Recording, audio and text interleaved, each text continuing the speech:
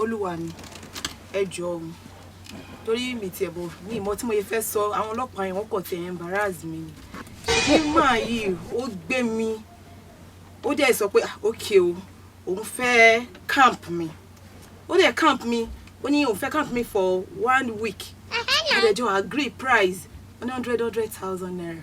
Jesus!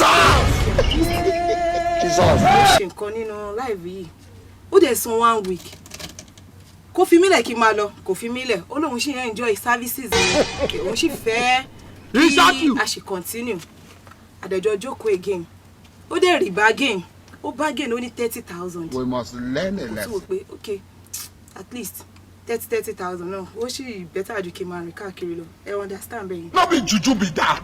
ó kọ rí pé òun sọ 30,000 yẹn ṣàdédé ni mo kọ̀ rí táwọn ọlọ́pàá wá mú mi wọ́n pé àwọn hotel wọ́n sọ pé kò sanwó hotel bills wọ́n kàn embarrass me in fact it is an embarrassment to my personality.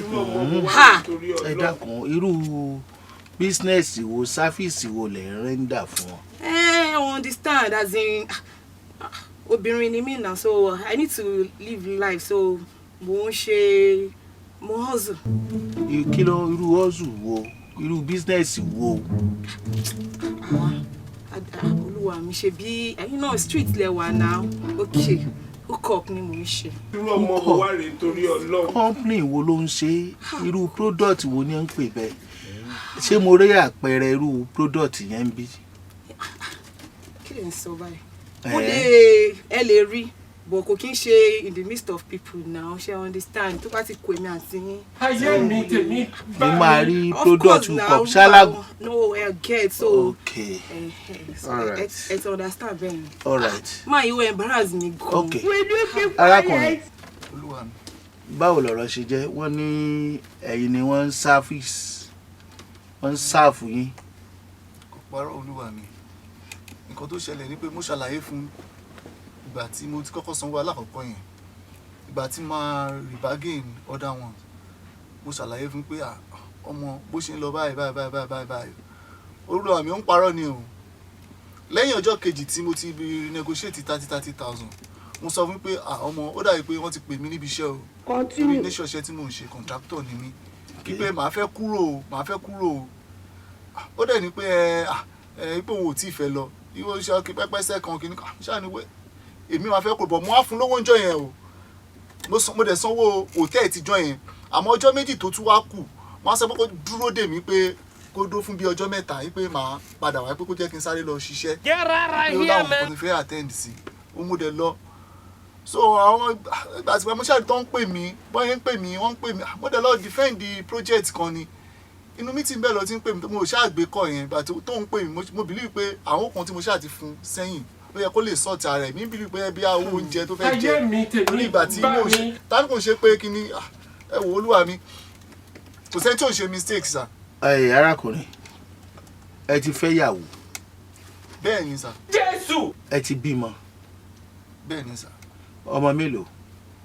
bó tiẹ̀ jẹ́ pé wọ́n ń kọ́ ọmọ fọlọ́mọ àwọn mo ti bí mẹ́ta sà. Jesus is Lord. ẹ̀yin lẹ ní ilé tẹ̀ ń gbé ẹ ti kọ́lé. rárá sà. ẹ rẹ́ǹtì ẹ̀ ni. bẹ́ẹ̀ ni sà. èló lẹ́yìn san ní ilé tẹ̀ rẹ́ǹtì. 400,000 ni sà. iṣẹ́ wo nìyàwó yín ṣe. tíṣà ni ìyàwó mi sà. tíṣà. bẹ́ẹ̀ ni sà. irú yín yìí ìyàwó yín ò lè gbádùn yín. Jesus! ẹ̀ ń gbé ukọ̀ ẹ̀ ń san 100,000 fún nígbà tí yẹn tó tẹ sanwó ọ̀sẹ̀ kan ẹ̀ tó bẹ̀rẹ̀ sí ní san 30,000. arákùnrin irú ẹ̀yin ọkùnrin tẹ́ ẹ̀ ń jẹ́ ká máa bú ọkùnrin ni òun gbélé 400,000 ìyàwó ẹ̀ ń ṣe tíṣà ó lè mọ́ sanwó sukú àwọn ọmọ báyìí kó jẹ wọ́n lówó ó dẹ̀ ń fún obìnrin oníwùkọ̀ olóṣó ó dẹ̀ ń fún ní 100,000 for a week láì mọ owó tó jẹ láì mọ owó tó mu láì mọ owó fàájì ó tún bẹ̀rẹ̀ sí ní fún 30,000. Rédèrèdè. wo lọ bá ara ẹ sọ̀rọ̀ gidi tí kì í bá ṣe pé mo ṣàánú ẹ ó yẹ kí n rán ẹ lọ sẹ́wọ̀n. God have mercy upon us. arábìnrin ó dẹ̀ máa kàwé díẹ̀ o bí mo ṣe ń wọ̀ yìí alápámọ́ ṣiṣẹ́ ọ̀lẹ olè ọ̀lẹ dàrùn aṣẹ́wó oníṣìnà alágbèrè ọ̀fàlẹ̀ ó nà bí panṣágà ni ọ́. Apostle, we hear of this. tí kì bá ṣe ohun tó ti wà nínú ẹ̀jẹ̀ irú owó tán fún ẹyẹn lásán tó bá jẹ́ni tí orí ẹ̀ pé ó tó ṣiṣẹ́ mo sì mọ̀ pé òní kankan lọkùnrin àkọ́kọ́ tó máa fún ẹ bẹ́ẹ̀ ó fi ara rẹ tẹ́ḿpìlì ọlọ́run ó wá sọ́ di ìranù Irú ọmọ wo wá rèé torí ó ní business tí wọ́n ń ṣe nìyẹn ṣé yẹn wà nù iṣẹ́ gidi. Mo fi nǹkan tí mo ní wá nǹkan tí mo fẹ́ ni.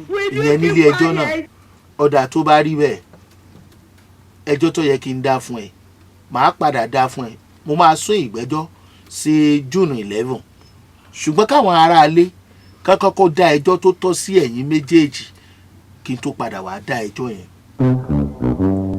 Cut.